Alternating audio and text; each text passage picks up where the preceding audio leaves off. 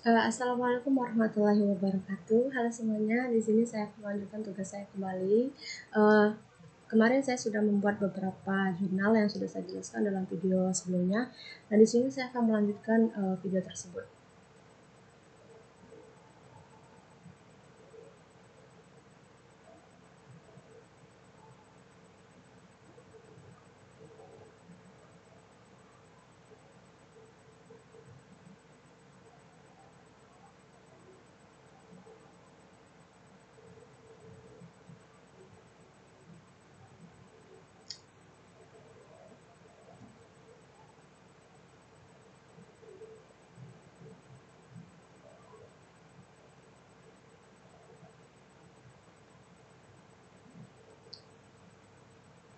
Mohon maaf ada sedikit gangguan. Nah, ini sudah ada. Di sini saya kemarin sudah mencari tentang jurnal telemedicine dan telehealth dan sistem informasi klinis. Baiklah, langsung saja untuk bab 10 ini telemedicine dan telehealth.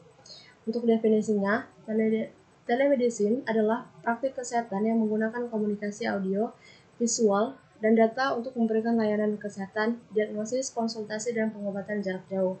Ini mencakup penggunaan teknologi informasi dan komunikasi untuk memfasilitasi interaksi antara dokter dan pasien tanpa harus bertemu secara langsung. Untuk tujuannya, tujuan dari penelitian ini adalah menggali motif di balik penggunaan layanan konsultatif kesehatan online selama pandemi COVID-19, menilai tingkat kepercayaan pasien terhadap hasil diagnosis yang diberikan melalui konsultasi online, dan memahami bagaimana masyarakat menaruh kepercayaan pada layanan kesehatan tanpa tatap muka.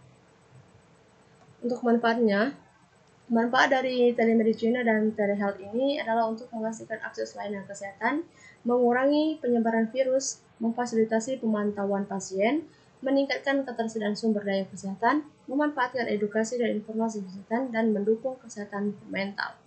Untuk kesimpulannya, penelitian ini menunjukkan bahwa penggunaan telemedicine selama pandemi, dan di sini saya mengambil untuk jurnalnya pada pandemi COVID-19, yang didorong oleh kekhawatiran dan ketakutan untuk melakukan konsultasi langsung.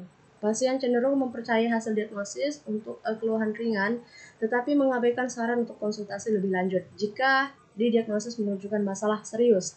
Telemedicine telah menjadi alternatif yang praktis dan efisien bagi masyarakat untuk mendapatkan informasi dan solusi kesehatan serta memberikan rasa tenang di tengah ketidakpastian yang ditimbulkan oleh pandemi. Untuk jurnal pada bab ini yaitu sistem informasi klinis. Untuk definisinya, sistem informasi klinis itu adalah suatu yang dirancang untuk mengolah dan memproses informasi dalam lingkungan klinik, termasuk pendaftaran pasien, rekam medis, antrian, dan pengolahan data medis secara terkomputerisasi.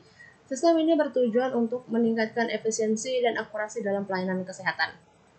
Nah, untuk latar belakangnya, klinik Karunia maaf, di sini saya mengambil dari Klinik Karunia Bunda, menghadapi berbagai kendala dalam proses pelayanan kesehatan, seperti pendaftaran pasien yang masih dilakukan secara manual, tidak adanya sistem antrian, dan pengelolaan rekam medis yang dilakukan dengan cara tradisional. Hal ini menyebabkan proses pencarian data menjadi lambat dan rentan terhadap kesalahan dengan perkembangan teknologi informasi. Penerapan sistem informasi klinik berbasis website diharapkan dapat mengatasi masalah tersebut dan meningkatkan kualitas pelayanan. Nah, untuk tujuannya, yang pertama itu mempermudah dan mempercepat proses operasional di klinik, meningkatkan akurasi dalam pengelolaan data medis, mengurangi penggunaan kertas dan meminimalkan human error, meningkatkan kualitas pelayanan kepada pasien melalui sistem yang terintegrasi. Dan juga ada beberapa manfaat. Yang pertama itu proses pendaftaran dan pengelolaan data pasien yang lebih efisien. Yang kedua, pengurangan waktu tunggu pasien melalui sistem antrean yang teratur.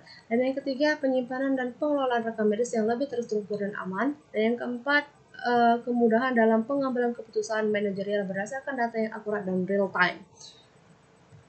Untuk kesimpulannya, sistem informasi klinis berbasis website yang dikembangkan di Klinik Karunia Bunda dapat meningkatkan efisiensi operasional dan kualitas pelayanan kesehatan.